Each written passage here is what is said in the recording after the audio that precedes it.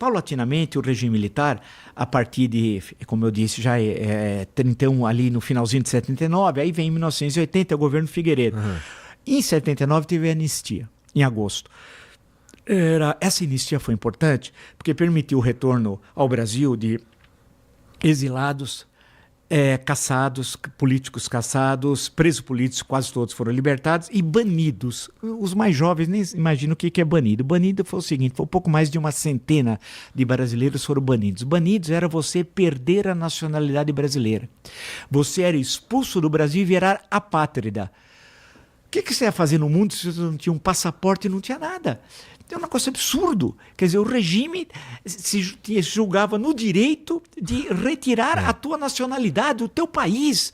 Bem, a gente nem podia andar com a bandeira do Brasil, que era do regime. A Elis Regina, eu digo porque eu tenho uma paixão pela Elis Regina, ela foi fazer um dos seus últimos shows aí no regime militar e ao invés de Ordem e Progresso estava escrito Elis Regina, foi proibido.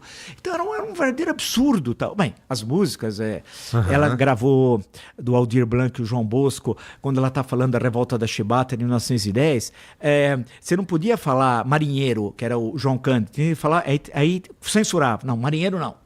Aí, para manter a rima, o Aldir Blanc pôs feiticeiro, né? Então, o Chico Buarque, quantas músicas censuradas? Teve momentos que o Chico Buarque usou pseudônimo. Um deles foi Julinho da Adelaide.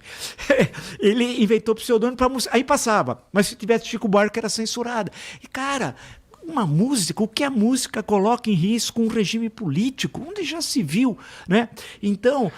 Era o que tinha de mídia para controlar na época, né? Se a gente for traduzir isso para... Se isso acontecesse agora, em 2025, eu acho que músicas seriam um pouco problema, até porque hoje em dia a gente canta só sobre bunda. A gente não... Eu suponho que os caras iam direto nas redes sociais. Porque é onde é... Sim. A praça pública, de certa forma, das pessoas. A gente consegue... O senhor, com o seu canal, o senhor fala o que você quiser, né? Dentro... Claro. Mais ou menos, também duvido. Tem algumas coisinhas que não... Não, aí alguma coisa que você fala, tudo bem, você pode responder judicialmente. Agora, hoje, imaginar uma ditadura é quase que impossível, apesar de todos os instrumentos repressivos que possam aparecer, porque hoje o universo é tão amplo de comunicação que antes você tinha o jornal impresso, a revista, rádio e TV. Pronto, rádio é concessão pública, você podia retirar a concessão, TV, idem. Sobrava o jornal e a revista. Aí o que acontecia? Muitas vezes tinha revistas que duravam 3, 4 números, censuravam. E era um verdadeiro absurdo, você estava gostando da revista, tal. E muitas, eu outro dia até conversando com gente que se interessa por história em quadrinhos, tal, algumas chegavam, aqui nós tivemos mesmo assim uma resistência cultural fantástica. Teve uma série de grafites, de grafiteiros, coisas, eu lembro do Crumb, de Robert Crumb, um americano, chegava aqui em 1970, traduziam algumas coisas, mas durava pouco tempo, mas você tinha mesmo assim, tudo era falado de forma subliminar. Você assistia uma peça, você sabia do que eles estavam falando, mas eles não falavam diretamente, né? Então você vivia, o teatro era assim, a música era assim, e você tinha de usar metáforas a todo momento, né? Então aí chegou um momento que se esgotou, porque toda ditadura chega um momento que ela se esgota, né? Ao menos no mundo ocidental, que é diferente do Oriente, quando você fez referência à China, que a China tem uma outra coisa, outra perspectiva, e aí nós passamos no governo Figueiredo a chamada abertura democrática, que foi importante. Teve anistia, eleições em 1982, nós tínhamos 5 partidos políticos, acabou o bipartidarismo que nós tivemos durante boa parte do regime militar, Arena e MDB. Aí mudou, tivemos 5, o PT inclusive era um partido legal, PDT, PTB, PMDB e o PDS. O PDS era o partido do regime militar. Aí teve as eleições para governadores. Aqui em São Paulo ganhou o Franco Montoro, em Minas, Tancredo Neves, e no Rio, quase que sozinho, o Leonel Brizola, que foi uma vitória incrível, inacreditável, não sei ganhar sozinho uma eleição. Porque o regime militar ele fazia umas alquimias para prejudicar o processo eleitoral, que era o seguinte, era o voto vinculado. Então, para vereador, era tudo no mesmo partido. Vereador, prefeito, deputado estadual, governador, deputado federal, senador.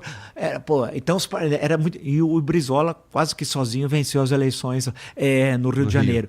E aí, depois tivemos a luta e a campanha pelas diretas já, que foi uma coisa muito bonita e começou em São Paulo no dia 25 de janeiro de 84 na Praça da Sé, e aí o governador Franco Montoro foi fundamental, e a unidade de toda a oposição. Dá para contar as vezes que escorreu no Brasil. Né? A unidade, a questão é quem vai decidir, quem vai ser o povo, eleger diretamente. Houve uma derrota da proposta do Dante de Oliveira, que era o deputado, da emenda pelas diretas já, mas no colégio eleitoral, de forma indireta, como diz o doutor Ulisses Guimarães à época, vamos matar a cobra com seu próprio veneno. Quer dizer, naquela eleição indireta a oposição venceu, mas precisou fazer concessões à parte do regime, que saiu do PDS e criou o PFL, ficou Sarney como vice e Tancredo Neves como presidente. E aí houve a transição até a Constituinte depois, mais à frente, e isso foi muito importante. Então, tudo que nós adquirimos, a Constituição é de 5 de outubro de 88, dali para frente, até chegar aos tempos contemporâneos, é muito importante. Então, as pessoas, muitas vezes, quando a pessoa, o jovem que nasceu ou que passou a viver na democracia, desconsidera que isso foi um produto, de uma longa luta, que muita gente morreu, foi um momento de repressão e que nós temos de valorizar a democracia. Por isso que eu reclamo muito do Congresso Nacional, porque eu acho que os parlamentares que lá estão, tem uma foto, uma vez saiu na Folha de São Paulo, que era um deputado na tribuna falando, e todos os parlamentares falando nem para sua aí, rede, né? Nem aí, falando para o seu celular, Pô, e o cara falando para quem ali? Estava falando para ninguém. Quer dizer, onde já se viu, devia estar todo mundo prestando atenção, falou, olha, eu discordo, olha, não sei o quê. Então, isso que é importante. O efeito prático disso é a gente ficar travado, parado, sem conseguir... Exato. Sei lá, avançar com pouca coisa. E né? a gente podia crescer mais. Eu acho que é legal crescer 3,5%, mas eu gostaria de crescer 5%, 6%. Eu sei que hoje é difícil, não é fácil crescer mais do que isso, os países. Mas nós podemos crescer mais. Mas aí precisa, como eu volto à questão, ter projeto e ter debate político. Chega de enganação, como que a gente tem no parlamento. Mas aí depende de quem. Eles não estão lá porque querem. Estão lá porque foram eleitos. Aí a responsabilidade é do eleitor. Por isso que é votar sério. E nós desprezamos o legislativo. Escolhemos sempre prefeito, governador, presidente. Isso a gente dá importância.